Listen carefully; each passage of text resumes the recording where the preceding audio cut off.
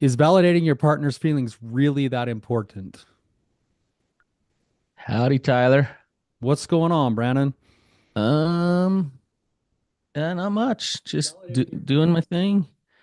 Um, we're getting our YouTubes going in the background. You can hear us like piping in on Well, it's because echoing there's on that little YouTube. bit of a delay. So it's actually loading on my screen. I know it does the Um, same thing to me. We got to work out the glitch, I guess. Um, but I want to share a review. If I can start by sharing a review, that'd be great. that'd be awesome. So it says, great insight. And it says these counselors know their stuff. They see things that that other counselors miss. They have emotional intuition and deep perception into all human interactions. That's awesome. I think you may have read that one before, but it's always nice to hear it again. Oh, did I? Yeah, because I was Yeah. talking to you about the term counselors when it's counselors or counselors with quotes around it, and That's right. I counselors with remember. quotes around it Well, means you're hey, gonna get teed off I on. liked that one that much that I had to go with it again. So, really kind words. So I like hearing them twice. Yeah. So, Well, just anyways, just a real quick reminder, shout out to anyone who would like to come on the show and talk with us. Therapybrothers.org. That's the place to go. Click submit a question or sign up to come on the show, and then you can just schedule the call. And we yeah, it's record pretty Mondays and Wednesdays. seamless, It's pretty really seamless. automatic. Coming on the show is pretty easy. And we'll talk about anything. So we would love good guests to sign up. So Yeah. And good morning to you, Jerry, too. Glad you're here with us, man. yeah. Um, all right. So Tyler, I have a theory. Hey, Brandon, before you Oh do yeah. this, you on the last episode invited somebody to be our 500th subscriber, and we're at 502 now. Hey, what do you know? Dang. We surpassed, well, like I said, we needed 502 because we've subscribed twice. Yeah, So so now we that have that takes 500. us off. So we actually have a legitimate 500. Well, heck yeah. Yeah, Sweet.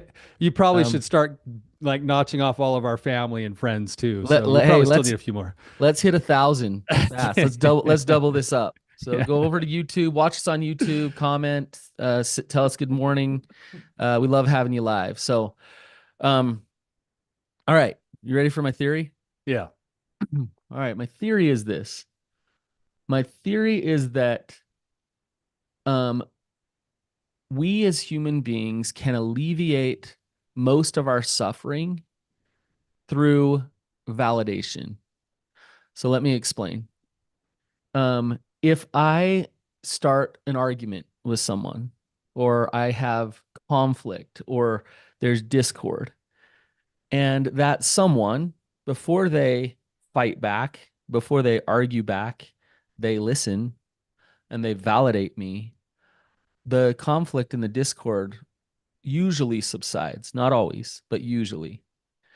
If I have um, parts inside of me that are telling me to do things like shame screen and run away from fear and fight against it, if I can stop and validate myself and acknowledge why I feel the way I feel and tell myself that I'm not crazy and that it's okay that I feel that way, then I will no longer do those things that it actually gives me the power to choose whether I want to do those things that are hurting me or not, because I can now unburden those parts inside of myself through validation and then be able to have the power to move forward.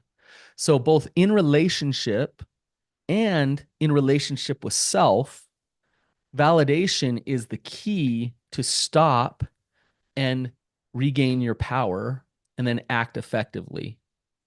What do you think of my theory? So okay, so I'm having this thought go through my mind as you're talking, Brandon. Like people come into our office all the time, and what one of the biggest questions that, or one of the biggest struggles that, let's say, a couple comes in with, aside from like the presenting problem, which might be betrayal or some kind of trauma or some kind of distrust or something. But most often, people come to marriage or relationship therapy, and the phrase they use is, "We just need better communication skills."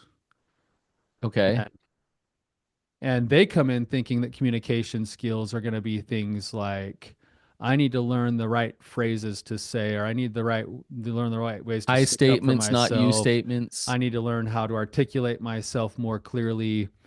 And the truth is that most people who come into our office actually are communicating quite clearly with each other. They just don't understand that they're missing some key components. Well, yeah, the it's interesting you bring this up, Tyler, because we're we're kind of surface level where it's like I need communication skills so that we can work effectively to get the outcomes that we want. And that's not what relationships are about. Relationships are about feeling loved and wanting to know that you're seen, that you're important, that you're understood. Yeah. And so it's not necessarily about the outcome, it's about knowing that somebody will hold space for me in this world and care about me and see me and know me. Um and I think yeah. that's where it breaks down a lot, Brandon, is that people, because we're all this way, it's a human kind of tendency, but we're all kind of so egocentric about the way we navigate the world that when we come and say, I want to learn communication skills, what we're saying is, I want to learn how to share my feelings so that other people hear me better. When in Ye- reality, yeah. what you're saying, I think, is that one of the biggest secrets to a happy relationship and to a relationship where even if you disagree with somebody, there can actually be some kind of respect, some kind of like connection, some kind of safety. Um, the people who master the skill of learning how to validate actually master the skills of what you might call communication. Yes. Yes. That is the key skill is learning how to validate. Because if you can do that, then you can communicate through anything. Um, so why is it so hard? And I think you Yeah, just kind of touched on it, like we're egocentric. Um, but why is it so hard to extend validation, both to others and to yourself? I think it goes back to kind of what we're talking about, Brandon, is that those other parts of us, that get activated when we're talking with somebody. Um, we we as human beings have it hardwired into us to want to not be rejected, to not want to be alone. That's the source of where all shame really comes from, is this fear that something about me makes me rejectable. So then if I come into a situation and I start sharing something that feels vulnerable, it doesn't even matter how I'm sharing it. I might be sharing it in a total shame screen kind of a way, but it's coming from a place of vulnerability. If the person that I'm talking to is like not acknowledging my existence of being and what I'm feeling, then I'm naturally going to have those parts of me that are already activated get bigger and stronger. And that's going to take me out of my ability to stop, pause, and look at it outwardly into putting myself in the shoes of the other person, because I'm going to be in such a protective state that, shame itself unravels the ability to validate. Yeah, if I'm not if deep down I don't feel like I'm lovable, don't feel like I'm good enough, don't feel like I'm smart or good, attractive or whatever, all of that stuff, and I come across another person, if I have void there, then I'm going to try to use them to fill the void and to make up for that stuff. And when I go to try to use them to fill the void, and they at times reflect back to me, hey, I feel pain, anger, sadness, fear, disappointment about some things that you do.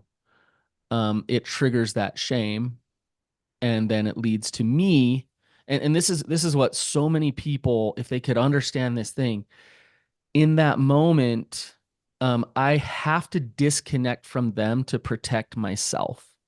And the other person feels that. So when I go into telling them why they're wrong, or fix it mode, or shutting down, or stonewalling, or whatever it is, when I go into any of those things, what I'm doing is not wanting to validate how they see the world, not wanting to feel it with them, because I just need to make sure that I'm okay. And so the key to it, Tyler, is, Don Miguel Ruiz, one of the four agreements is don't take things personal. In our relationships, if we can get to a point where you, the other person, holds no weight at all about my worth and about who I am, if you hold no weight, Tyler, then you can say anything to me. You're a jackass, Brannon. Yeah, that's okay. And I would say, whoa, tell me what you're feeling. Let's role play this for a second. No, no, but like, let's get to a role play. But like, in our offices, Tyler, people come in and they're like, I am hurt because you betrayed me. Like, you're the worst partner ever. Okay. Or they come in the office and they're like, God, they just won't do the dishes. Like, it's so obnoxious. And so whether it's something big, whether it's something small, in that moment, if they're saying they won't do the dishes or I'm hurt because you cheated on me, the partner sitting over here can be like, well, yeah, I'm a piece of crap spouse. So, like, you bringing up the dishes, like, well, what about all the times you didn't do the dishes? You know, they disconnect. Um, or I'm hurt because you cheated on me. Yeah, I'm the worst. I can never, I can never fix this. Again, disconnecting. Validation looks like what, Tyler? Yeah. Well, I wonder, not even just validation, but let's go back to not taking it personal for a second. Okay. I'm thinking of a story, Brandon. We may have shared this before or not, but we used to do. Your little grin's making me nervous. You This never is know what you can this is bring actually an up. exam. This is actually an example of you not taking something Oh no. personally when Okay, I okay. when I tried to make it personal. So, Okay. um, we used to mow lawns for a living through college. Like we had a little lawn care business. We did a bunch of like accounts, and that's kind of how we made our money to pay for college, right? And I remember one day in particular, I might have been on the same day. Maybe I'm running 2 or 3 days together, but you remember that we had a lawnmower one day about halfway through the day, the front wheel fell off, Yeah. and I was just pissed. Well, it was like our Like, third breakdown of the day. yeah, It was like just things like were breaking down. We we were couldn't get our strapped for work money. done. We were just barely strapped for money. We're like, we can't go buy another lawnmower. We can't Yeah. so I'm literally mowing a lawn, trying to balance it on three wheels, like trying to like finish doing this lawn. So I'm already It like, actually looked pretty good though. It's pretty oh amazing yeah, what it you was it pulled was it off. was great, man. Like the quality was there, but it was just way more extra work. And it was like I feel like I just got kicked in the gut. Like here I am trying to earn a living, like do it the right way, work hard, and nothing's going right. Well, I think it was towards the end of the day. We kind of had a rhythm, and we had me and you and one of our cousins working with us. And we'd have a rhythm where two guys would mow, one guy would trim, and then whoever got what done with their section first would blow the whole thing off. Yeah, And the sidewalks. we had a few sodas in the car that we were like saving for like the last lawn of the day. We get to the last lawn of the day, and our cousin gets done with his part, but doesn't grab the blower and just jumps in the van. And then you jump in the van, and then I have to blow the thing off.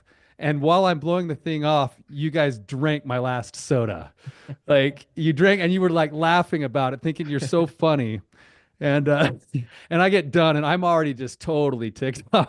I like that you can laugh about this now again Yeah. too. Like you guys, I could see the grins on your face as I was getting You back in you the gave truck. us exactly what we wanted. Yeah, and then I go and I reach for the soda and it's gone, and I just lost it on you. Like, you mother effers! Like, not only do you not even do your part of the work, but now you're drinking the soda. Like, f you guys! I'm just going off, right?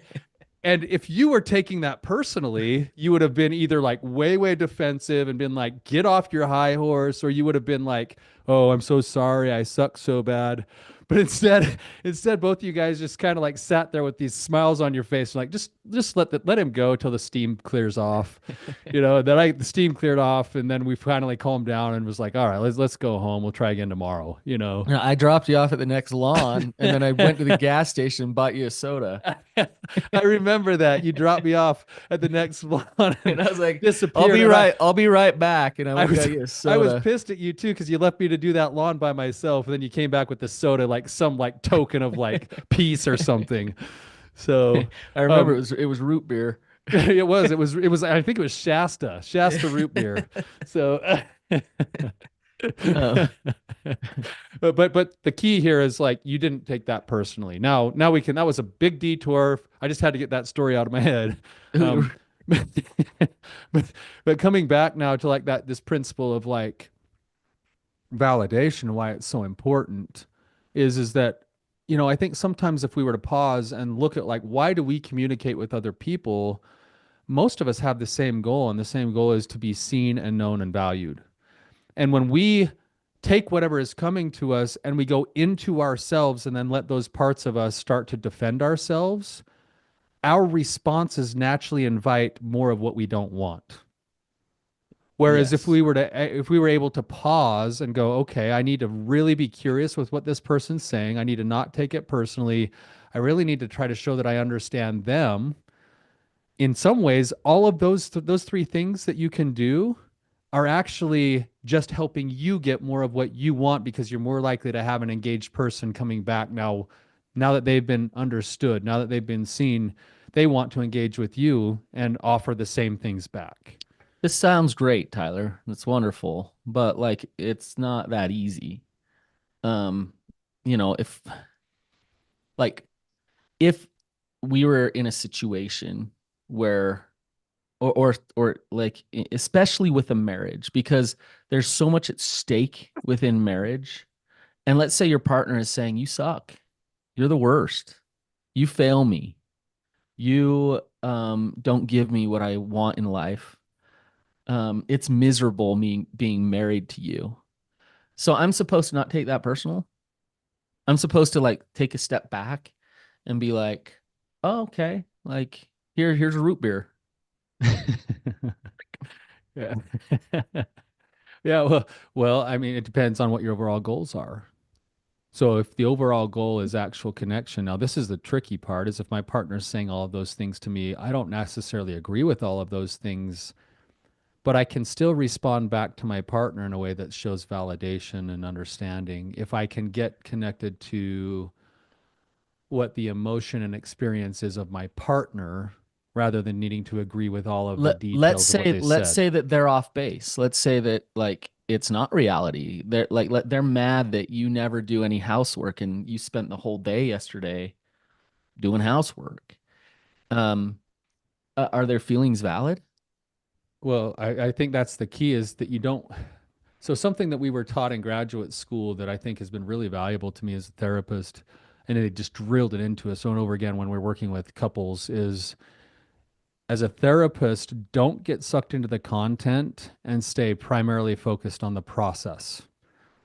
So, what Okay. that means is if my partner comes to me and is like, you suck at housework, you never do anything right, like da da da da da, the content is housework, never anything right.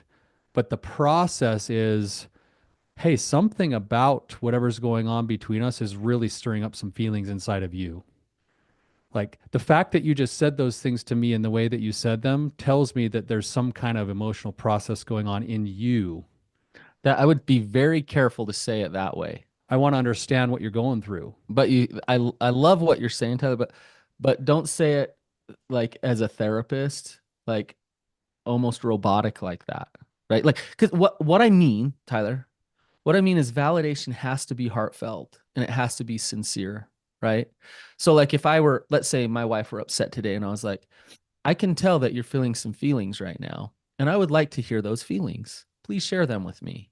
She's gonna like give me the bird and be like, yeah, sometimes to get to validation, it's as simple as kind of taking a step back and saying something like, help me understand. Tell me more.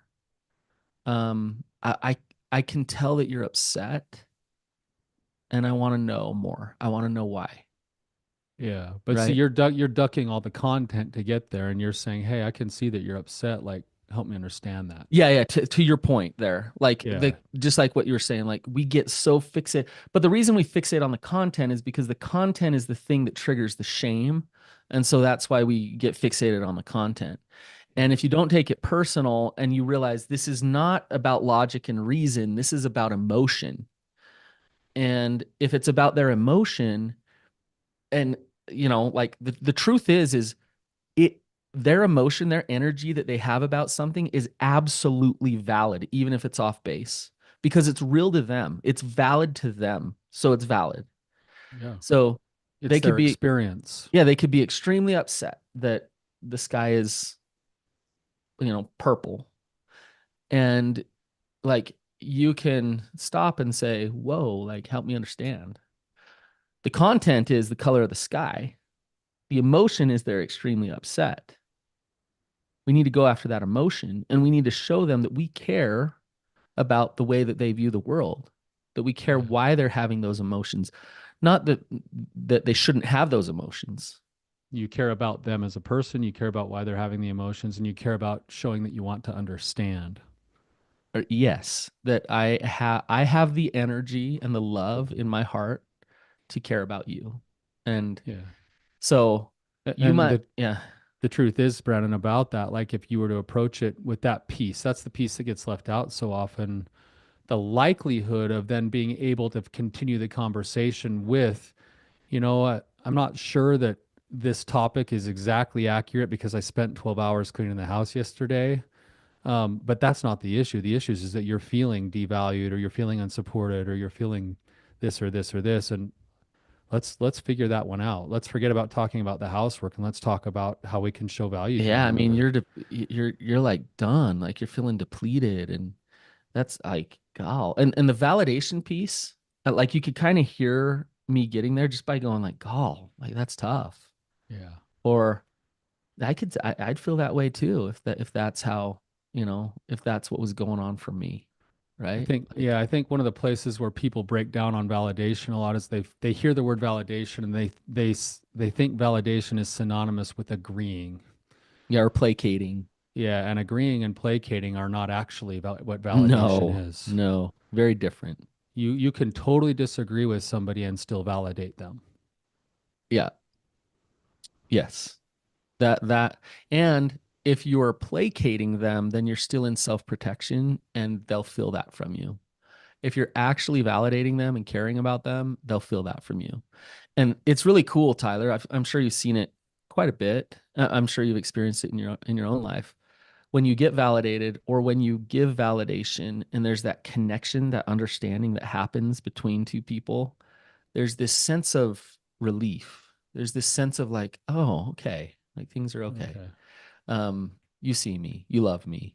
We're not in a fight. Our hearts are at peace. And Yeah. that happens with validation. And when true validation happens.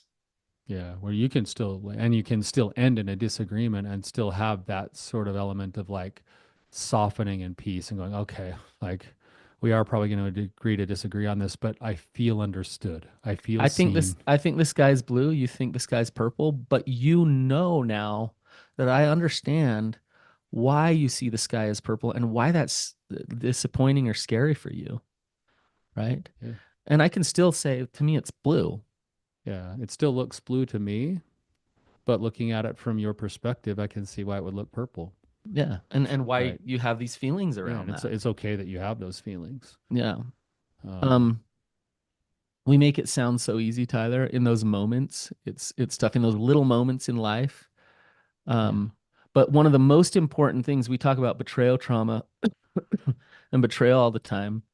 One of the most important things that somebody can do and one of the biggest opportunities that somebody can do to rebuild trust is to actually learn how to do this in the right way yeah, and validate and it's so excruciatingly hard, but to validate the pain of the partner around the betrayal is really important. And if you're running and hiding and doing everything because you have so much shame about the things that you've done, then you're not going to rebuild trust with your partner if you want to rebuild trust. you're not going to be able to rebuild connection either without really seeking to feel and understand and show that you want to understand your partner. And I was talking to someone this week and they were like, "Yeah, it's been a couple years since it all came out." And I was telling them about Paul Young, who tells that story about, after 11 years, his wife finally said, "I trust you," and he felt it from her. And with betrayal, validating their feelings one time usually isn't enough or never is enough. Yeah. But validating their feelings again and again, and then, but you can have boundaries too, and I think that's one thing that's important to understand, Tyler. You won't validate them unless you have boundaries. So if they're saying, calling you names and threatening you and this and that, you need to have boundaries so that you can validate them. If you don't have those boundaries, then you're just ripe for You get emotional all of your abuse. shame Yeah. buttons hit, and then you're going to lose your ability to hold that space. Yeah. Yeah. I think Yeah. that's an important thing, Brandon, to recognize that healthy boundaries are a loving way of then being able to offer your presence. Yep. Because, it's like if I have a partner that comes to me and is like, you suck at this and this and this, and you're a terrible person, I might be able to hold the space and be like, wow, tell me what's going on. Like something's happening here. But more likely, I'm going to have all of my parts get hit and go like, oh, I got to defend myself, or I got to hurry and get out of this, or I got to scramble, and then I'm going to lose my ability to have that validation piece. Yep. But if I were to then have some boundaries and say, hey, like something's obviously going on for you, I'd love to talk about it, but I'm not going to talk about it if I'm going to be called names, right? Exactly. Exactly. Like Like I want to hear you. I want to hear you, I'm but we're here not for going to be able you. to go anywhere if we're going to call names. So let's take a break and then let's touch base again. I really want to understand where you're If you're coming being from. violent, if you're throwing things across the room, like I can't be here for you. Yeah. I But gotta I'm still go. offering a way to hold space. I'm Yeah. just saying that I'm not going to be able to give you my best self if this is the conditions that we want to talk. Right. Right. Right. Um, So there's a couple things, Brandon, if you don't mind, I want to throw this out there for people just principally thinking like, okay, so what are maybe a few principles that would be a good way to exercise this idea of validation in relationships? And I want to use Thich Nhat Hanh's four mantras. ooh, So this is something I actually saw it on a clip of Oprah a long, long time ago. But you've always been a huge Oprah fan. Just huge. You have all her favorite things. I think somebody shared this clip with me, Brannon. But I really loved the four mantras because I see the principles behind them. So these are the four mantras that Thich Nhat Hanh says that if you want magic in your relationships, this is the way for you to help create that magic in relationships. And you can use any of these four mantras. Now, obviously, you'll use your own language, but it's the principle that matters. The first mantra, and he uses the word darling. Darling, I am here for you. Just to be acknowledged as being seen. Hey, I'm here for you. That's the first one. I see you. That's it. Basic. Second one is, darling, I know that you're there, and I'm so happy that you're there. It's another way of validating that's saying I appreciate you being for me. I get that you're for me in this way and this way and this way and this way, and I want you to know that I see that. That is its own form of validation. It's a way of showing gratitude, right? The third one, and this is where it gets a little bit harder, especially if you are the reason for the suffering. You step into this space, darling. I know you suffer, and I'm here for you. Darling, I see you in pain. I Hmm. see you struggling. I see you hating me right now, and I don't blame you because of the things that have happened. And I know that there's probably not a lot I can do, but I am here. I'm here for you and I see you. Hmm. And then the fourth mantra is actually a way of connecting by asking for help. Darling, I suffer. Please help me. Darling, I'm in pain. Think about this. Brandon, like if a betrayed spouse comes in, instead of going like, you hurt me and you ruined my life and you're a terrible person. But what if they came instead and were like, man, I'm having a terrible, rough day. I'm having a hard time finding love in my heart for you. I'm feeling totally gutted. I'm feeling emotionally spent. I'm feeling helpless. I'm feeling a little bit hopeless. I don't know where to turn. I don't even know if you can fix it, but I just want you to know, please help me. Like that is an invitation into connection. It's its own form of actual validation of, hey, I see you and I know that you could help me. Or I'd love for you to help me. Or maybe you can't help me, but I want you to see me. Right. Right. Right. You're not attacking them. You're not trying to get that love or that validation. You're opening up to it. One thing about it is, asking for that, like telling them that you're suffering, I think you got to be careful with a little bit with the timing of it. Because a lot of times people will jump right to that of like, oh, you're suffering? Well, I am too. Like, let me hurry and get there. And I like how it's the fourth one. It's the fourth one for a reason, Yeah, well, and right? I think that's the other part of that though too, is that that's a quick breakdown in communication. Is if I come to you, Brandon, like, hey, Brandon, like, man, I'm having a really rough time, man. You drank my root beer on the worst day of the summer so far, and then you're like, you think it's a rough day? You don't think I just spent the last 10 hours mowing lawns and But like you know, like that's just a breakdown in validation already. If I'm right. the one coming to you and offering this bid and say, dude, like I'm struggling, man, like that root beer was the only thing getting me through the day. Like, and you go, and you can then go like, oh man, like I was just playing a joke on you, trying to have some fun, man. I'm sorry. But even that is fixing it. Like I wouldn't even go there yet. Be like, man, you seem pretty pissed. And you'd be like, yeah, I am. Be like, yeah, I'd probably be pissed too. Like honestly, like I'm trying to play a joke, but it's probably not a funny joke. And it I'd be was it pissed was too. funny for you too. And I'd be pissed too, like I get it. Yeah. I get it. I understand, and you're like, okay, yeah. If I would have done that, it would have been probably much different, right? And then I drive straight to Maverick and get you a drink. Um, I wanna this whole concept of validation. I want to give two kind of contexts for it that are interesting for people to explore. If you can't do it with your angry spouse, um, that's like doing it with your angry spouse is like you're on the highest level That's of like the major leagues. yeah, you're like in the octagon in the UFC. I mean, it's the big time leagues. Doing it with your spouse. Um, but everyone should strive that to do it and do it well with their spouse. A great place to practice is with your children. Your children oftentimes have emotions that are irrational and they freak out about things that don't make much sense. And as parents, our knee jerk reaction a lot of times is Suck it up. it's not that big a deal. Or look, like do this instead. Or try so we fix it, we minimize it, and they are having a massive emotion about like a toy being stolen from them. And as an adult, we look at that and we're like, seriously, like who cares? They're having a massive emotion. So try to validate them. So get on their level. So kneel down if you need to. Look at them so that they know you're feeling them, that you're feeling it with them. And just be like, oh, what's going on? Wow, what's that like for you? Paul, you seem pretty upset. I can see why you're upset. It makes sense to me now why you're upset. Well, they stole my toy and I never get it. Yeah, and watch what happens with that child when you just go validate them. Feel that relief feeling that will happen. I promise you it'll happen. It's incredible because they're like, "Oh, I'm loved in this moment."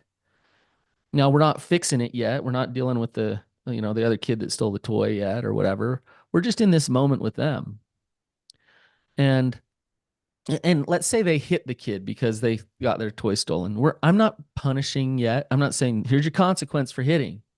I'm just stopping and saying you're upset. Um, and just practice there with your children. You have opportunity. They have so much emotion going on all the time, and teenagers, young kids, you have a ton of opportunity to practice. The second context that I would encourage you to practice with is within yourself. I brought this up at the beginning, and we do this in parts work a lot. Let's say you get really upset and you start doing something to, let's say you're swearing at the guy in the lane next to you while you're driving. Okay, you can stop for a minute and say, "Whoa, I'm going to notice like, wow, I'm pretty mad." Um, there's a part inside of me that is wants to like swear. Um, it makes sense why I want to swear at this guy. So you can hear me doing it already. It makes sense why I want to swear at this guy. It's in fact it's okay that I want to. Um, but you know what, like now that I know that and I see why I want to and I acknowledge my feelings and I validate my feelings to myself, I can then be like, but you know what? Like, I'm going to let that go. I'm not going to have a bad day because of this. So I'm going to bring another part in. But I have to validate that angry part first before I can move on to bring that other part in. Yeah. So within myself, I can be like, it's okay. You're okay. Anybody would feel that way. And there's a reason why you have this part that's protecting you, that's there for you right now. That's all right. Now I'm going to acknowledge that and move on. So to your children and within yourself, practice there. And then when you step into the big leagues, when you go home at night You strengthen the and muscles. that spouse is just like ready to go, you can be like, okay, well, I'm not going to take that personal. I'm going to listen. I'm going to care. I'm going to hold space and I'm And going to practice. validate. Yeah. And I think, Brandon, going along with what you're saying, just another thought here, um, that emotions come and go and they move. And one of the best ways to move an emotion is to validate it. The minute an emotion gets validated, it starts to subside. Yep. It can't help but subside because Yep. it's cropping up, screaming for attention. And the minute it gets the proper attention, it starts to go, oh, okay, I don't have to do that anymore. Yeah. Limbic starts to Um, slow down and you're fine. you'll see that in people that you interact with on a day-to-day basis. You know, if someone you know you see something at the counter at the return counter at Walmart, and there's some irate customer. If you get a really good customer service person, all they have to do is be like, oh man, what a pain, you had to come back in here, sorry about that, you know, we're here for you, we're gonna make sure you get taken care of. Like instantly that person's face starts to go, Yeah. ugh. Just that little statement. Like What a pain to have to come they're, back in here. they're going to be more of a jerk if they keep going at the pattern that they're going. Whereas if Right. the guy behind the counter is like, get off my effing back, like, gosh, then Yeah. that response is going to continue to amplify until it gets validated. Right. So validation is a really good way of helping to regulate emotion. It's a superpower in life. Like Yeah, it truly is.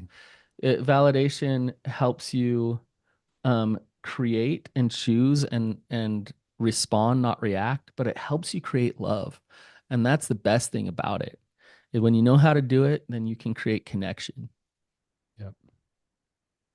Yeah. Well, good discussion today, Brannon.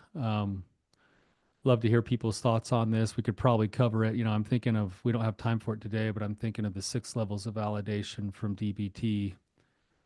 People can look those up, or maybe we'll do another podcast episode in the future on those. But it truly is a superpower in relationships. If you want to improve your communication skills, go commit yourself to mastering the art of validation and watch what happens to your relationships. Yep. All right, you guys. Well, thank you for listening. Again, if you want to be guests on the show, therapybrothers.org. Um, and you can click on there, submit a question, and you can come on. And until next time, keep on keeping on.